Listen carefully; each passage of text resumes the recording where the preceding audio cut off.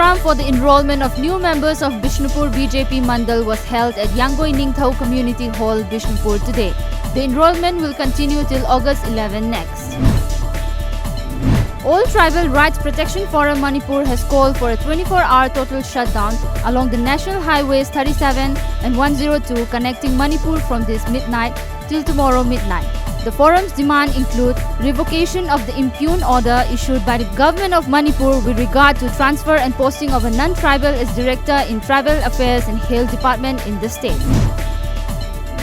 Under the sponsorship of Manipur State Minorities Commission, Integrated Development Organization organized a one-day awareness program on the theme Educational Necessity Among the Minority Community at IDO Office, Lilong, Ifam. Issues relating to minorities and benefits of various government-sponsored schemes were discussed.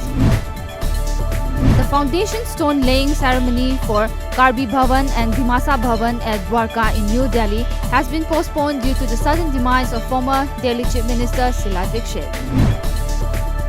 As the polling date for Panchayat election is drawing closer, political parties are intensifying their campaign in all the 8 districts of Tripura and organizing meeting, procession and utilizing all other forms of campaign to woo the voters.